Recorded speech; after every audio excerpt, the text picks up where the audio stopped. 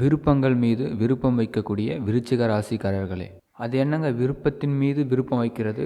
மனுஷனுக்கு ஒரு ஆசை இருக்கும். ஆனா, அந்த ஆசையின் மீதே ஒரு ஆசை வைக்கிறது விருச்சிக ராசிக்காரங்க தான். அவ்வளோ சீக்கிரம் இந்த உலகத்தில திருப்தியே அடையாத ராசினா அது விருச்சிக ராசி தான். அதனால தான் வெற்றிகள் அதிகமா கிடைக்கும். இந்த வீணான பொய்கள் எல்லாம் நீங்க காட்டிக்க மாட்டீங்க. எனக்கு ஆள் பலம் இருக்கு, பண பலம் இருக்கு, நான் இதில சிறந்தவன், அதில சிறந்தவன்னு வெளிய காட்டிக்க மாட்டீங்க. அது மட்டும் இல்லாம ஒரு கோட்டம் இருக்குன்னா, அதில யார் உண்மையா இருக்காங்க, யார் பொய்யா நடிக்கிறாங்கன்றது கரெக்ட்டா கண்டுபிடிப்பீங்க. இதில யார் பொய்யா நடிக்கிறாங்கன்றது உங்களுக்கு மட்டும் தான் தெரியும். அப்படிப்பட்ட விருச்சிகத்துக்கு உங்கள் விருப்பங்கள்லாம் நிறைவேறக்கூடிய ஆண்டாக இந்த ஆண்டு அமையும். ஒளிமயமான எதிர்காலம் சேனல் சார்பாக மீண்டும் ஒரு முறை புத்தாண்டு நல்வாழ்த்துக்கள். இந்த புத்தாண்டில் உங்களுடைய தனித்தன்மை பெருக போகிறது. நீங்கள் யாருன்னு இந்த உலகத்துக்கு நிரூபிக்க போகிறீங்க. சில பேர் பார்த்தீங்கன்னா இந்த சொல்லை நான் காப்பாற்றிடுவேனாங்க அப்படின்னு நினைப்பீங்க. நீங்கள் சொன்ன மாதிரி நான் ஒரு கௌரவத்துக்காக ஒரு ஸ்கெட்சை போட்டு வச்சுருக்கிறேன், அந்த ஸ்கெட்சை காப்பாற்ற முடியுமா? நான் ஒரு தனி மனுஷனாக இருக்கேன், நான் ஒரு பெண்ணாக இருந்தாலும் தனித்து இருக்கிறேன், ஒரு ஆணாக இருந்தாலும் தனித்து இருக்கிறேன்னா, தனி ஒருவன் தனி ஒருத்தின்றது விருச்சிகத்தில் நிறையவே இருப்பீங்க. அப்பப்போ வருத்தப்படுவீங்க, உலகமும் நம்மளை புரிஞ்சிக்கல, உறவுகளும் நம்மளை புரிஞ்சிக்கல, நாங்களும் எங்கள் கொள்கையை விட்டு வெளியே வர முடியல, எல்லாருமே அடிமையாக இருன்றான், ஆனால் அடிமையாக இருக்க உங்களுக்கு பிடிக்கல, ஏங்க என் வார்த்தையை கூட நான் பேசக்கூடாதா அப்படின்னு நிறைய மனசாட்சிக்கு உட்பட்ட கேள்விகளெல்லாம் அடிக்கடி கேட்டுக்கிட்டே இருப்பீங்க. மனசாட்சி உட்படாத கேள்விக்கு நிறைய பதில் கிடைக்கும். அது என்ன பதில்னா பூசி மொழுகிற பதில். ஆனால் மனசாட்சிக்கு உட்பட்ட கேள்விக்கு பதில் கிடைக்காது. என்ன காரணம் அப்படின்னா, மனசாட்சி என்ன சொல்லுன்னா, கரெக்டாக சொன்னால் தான் மனசாட்சிக்கு விருப்பம் இருக்கும். ஒரு விருச்சிக ராசிக்கு பிறந்தவங்க கேட்குறாங்க, சார் இது மாதிரி என் கணவனுக்கும் எனக்கும் பிரச்சனை வந்துருச்சு, விலகிட்டோம், இப்போ எனக்கு 2 பிள்ளைங்க இருக்குது, நான் என்ன சார் பண்ணுறது வாழ்க்கையில்?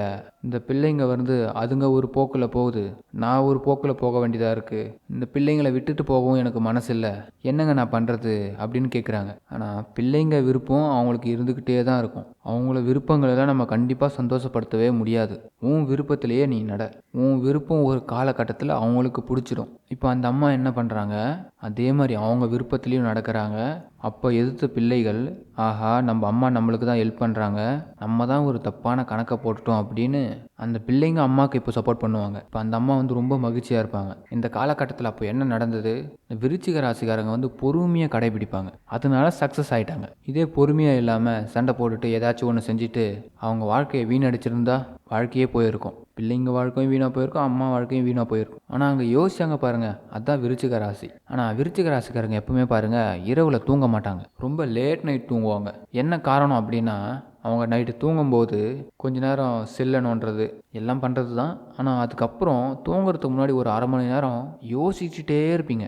ஏன்னா செவ்வாய் அதிபதி அங்கே சந்திரன் நேசம். அப்போ அங்கே என்ன பண்ணுவாங்க, நம்ம ஏதோ தப்பு பண்ணுறோமோ, நம்மளை நம்புறவங்களுக்கு துரோகம் பண்ணுறோமோ, நம்ம இன்னும் கொஞ்சம் நல்லா பண்ணலாமா, இப்படியெல்லாம் ஒரு சிந்தனையை தான் பக்கம் உள்ள கெட்டதையும் தன் பக்கம் உள்ள நல்லதையும் அந்த கடைசி ½ யோசிக்கக்கூடியவங்க தான் விருச்சிக ராசிக்காரங்க. இதுதான் உங்கள் வாழ்க்கையில் மறுநாள் ரொம்ப வெளிச்சயமாக காட்டுறது.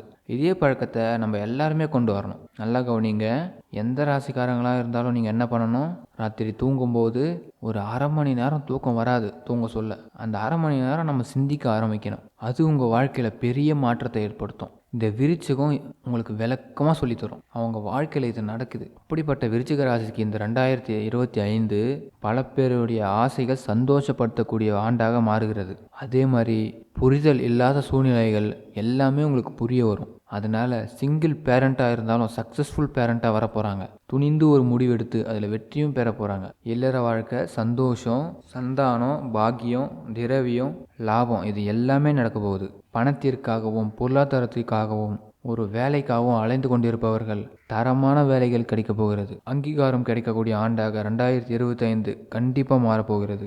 எத்தனை பேருக்கு இது இல்லாமல் இருக்குது நினச்சி பாருங்கள். நான் இந்த மாதிரி ஆகலான்னு நினச்சேன், இந்த மாதிரி இருக்கணும்னு நினச்சேன், ஆனால் என்னமோ தெரியலையே, எல்லாமே இருந்தும் எனக்கு நடக்க மாட்டேங்குது. நான் இப்போ சொல்லுவேன், தோலை தட்டி கொடுத்து சொல்லுவேன், 2025 கவலையே படாதீங்க, நீங்கள் விருச்சிக ராசி தானே, உங்களுக்கு அங்கீகாரம் கிடைக்கக்கூடிய ஆண்டு. எப்படி சொல்கிறீங்க அப்படின்னு திரும்பி கேட்டால், 4ஆம் இடத்துல இருந்த சனி 5ஆம் இடத்துக்கு வராரு, பஞ்ச பூதங்களும் உங்களுக்கு உதவி பண்ண போகுது. நீ எந்த பக்கம் போனாலும் கதவுகள் அடைக்கப்பட்டிருந்தது, இப்போ கதவுகள் திறக்கப்படும். அடுத்தது அந்த பக்கத்தில் பாரு, உன்னுடைய பலம் அதிகரிக்க போகிறது, துணிச்சலும் கிடைக்க போகுது குருவால். இந்த பக்கத்தில் பாரு, ராகு கேது வராரு, உங்களுடைய வைராகியத்தை சக்ஸஸ் பண்ணி கொடுக்க போகிறாரு. 4 கிரகமும் சப்போர்ட் பண்ணுது, கவலையே படாதீங்க. இதில் ஒருத்தர் இருந்தாவே உங்களை அடிச்சுக்க முடியாது, 4 பேர் நினச்சி பாருங்கள்.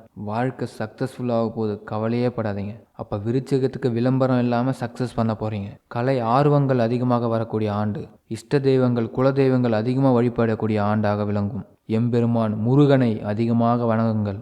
இதனால் முக்காலமும் உணர்ந்து துரிதமாக செயல்பட்டு வெற்றி பெறக்கூடிய நேரம். இந்த வருஷத்தில் சோர்வாக இருக்க மாட்டீங்க, கொஞ்சம் துரிதமாக இருப்பீங்க.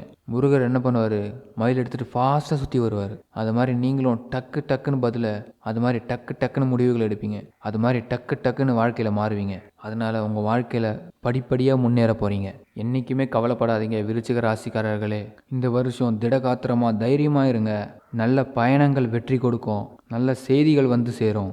உங்களுடைய விருப்பங்கள் இன்னும் அதிகப்படுத்துங்க. நம்ம வாழ்க்கையில் திருப்பங்கள் அது வரட்டும், அது ஏதாவது ஒரு ரூபத்தில் கண்டிப்பாக வரும். ஆனால் திருப்பங்களை நாம் எப்படி வரவேற்கிறது? ஒரு மனுஷன் நினச்ச செயல்படுத்த முடியாத ஒரு விஷயமே கிடையாது. இந்த ஒளிமயமான எதிர்காலம் சேனலில் இருக்கக்கூடிய வியூவர்ஸ், கண்டிப்பாக திருப்பங்கள் உங்களுக்கு இருக்கும். கடவுளும் உங்களுக்கு உறுதுணையாக இருப்பார். யுக்தி தெரிந்தவர்களுக்கு தான் புத்தி சரியாக வேலை செய்யும் அப்படின்னு ஒரு வார்த்தை சொல்லுவாங்க. வெறும் புத்திசாலித்தனமாக மட்டும் இருக்கக்கூடாது, யுத்தியோடும் இருக்கணும். ப்ரெசன்ஸ் ஆஃப் மைண்ட் நல்லா இருந்தால் தான் சக்ஸஸ் ஆகும்னு சொல்லுவாங்க இல்லையா? அதான் ஆல்மோஸ்ட் 2025 ப்ரெசன்ஸ் ஆஃப் மைண்ட் தான் வேலை செய்ய போகுது. தானாக கிடைக்கும், எப்படியும் கடவுள் நம்மளுக்கு கொடுத்துருவார். அப்படி நம்பி இருக்கிறத விட திருப்பு முனையை எப்படி கொண்டு போகிறதுன்னு யோசிங்க. இந்த திங்கிங்குள்ளே இந்த வருஷம் நீங்கள் வந்தாகணும். 2025 அப்படின்னு எண் கடிதத்தில் நம்ம கூட்டும்போது நமக்கு 25ன்றது 7உடைய எண்ணம். அது கேது பகவான், நிறைய ஞானத்தை கொடுக்கக்கூடிய ஒரு கிரகம். அப்போது எல்லாருக்குமே ஒரு ஞானம் கிடைக்க போகுது. நமக்குள்ள ஒரு ஞானம் எப்போ வருங்க? ஞானம் எப்போ கிடைக்கும்? ஒரு மனிதனுக்கு மிகப்பெரிய கஷ்டம் வரும்போது, அவனுக்கு இஷ்டமே இல்லாத ஒரு காரியத்தை செய்யும்போது தான் ஞானம் கிடைக்கும். ஒரு விருப்பமே இல்லாமல் இருக்கேன், அந்த காரியத்தை நான் செய்ய வேண்டிய கட்டாயம், அந்த கட்டாயத்தோடு நான் செய்யும்போது எந்த விதமான சந்தோஷமும் எனக்கு இருக்காது. அப்போ அவன் நினைப்பான், என்னடா இது, நம்ம வாழ்க்கையில் எதுவுமே நம்ம விருப்பப்பட்ட மாதிரி நடக்கலை, சும்மா கடமைக்கு வாழ்ந்துட்டு இருக்கிறேன். குழந்தை இருக்குது, புள்ள இருக்குது, புருஷன் இருக்கான், பொண்டாட்டி இருக்கான்னு கடமைக்கு வாழ்ந்துட்டு இருப்பீங்க. எந்த விதத்திலும் எனக்கு ஒரு நிம்மதி இல்லையேன்னு ஏங்கிட்டு இருப்பீங்க. இப்படி பல இடத்துல நம்ம சந்தோஷமாக இல்லை. இந்த சந்தோஷம் இல்லைன்னும் போது தான் ஞானம் வரும். இதை எப்படி நம்ம பெறுவது? இந்த சந்தோஷத்தை எப்படி பெறுவது? அப்போ என்ன அர்த்தம்? ஞானத்தை கொடுக்கக்கூடிய வருஷமாக இது இருக்குது. பல அற்புதங்கள் நடக்க போகுது நம்ம எல்லாருக்குமே. நீண்ட நாட்களாக நிலம், கட்டிடம், வாகனம் விற்க முயற்சி செய்வது பலன் அளித்திருக்காது. இருந்தாலும் இந்த ஆண்டு உங்களுக்கு சாதகமாக இருக்கும். மார்ச் மாதத்திற்கு பிறகு 4ஆம் வீட்டிலிருந்து சனியின் தாக்கம் நீங்கும். நிலம் மற்றும் கட்டிடம் தொடர்பான விஷயங்களை விரைவுபடுத்துவதற்கு இது வேலை செய்யும். இருப்பினும் மே மாதம் முதல் ராகுவின் செல்வாக்கு 4ஆம் வீட்டில் இருப்பதால் சிறிய இடையூறுகள் ஏற்படலாம். நிலம், கட்டிடங்கள், வாகனங்கள் போன்ற விஷயங்களில் கடந்த ஆண்டுகளை விட இந்த ஆண்டு சிறப்பான பலனை தரும். வாகனம் தொடர்பான விஷயங்களை பற்றி நாம் பேசினால் இந்த விஷயத்திலும் நல்ல இலக்கத்தன்மை அல்லது ஒப்பீட்டு அளவில் சிறந்த முடிவுகளை பெறலாம். வாகனம் வாங்கும் பார்வையில் ஏப்ரல் முதல் மே நடுப்பகுதி வரையிலான நேரம் சிறப்பாக இருக்கும். இதற்கு முன்னும் பின்னும் சம்பந்தப்பட்ட வாகனத்தை முழுமையாக ஆராய்ந்து அதற்கு பின்னரே மேற்கொண்டு செல்வது பொருத்தமாக இருக்கும். இருப்பினும் இந்த ஆண்டு வாகனம் வாங்கும் உங்கள் விருப்பம் நிறைவேறும். உடலில் வெள்ளியை அணியுங்கள். எனவே இந்த ஆண்டு சிறப்பாக விளங்க வாழ்த்துக்கள்.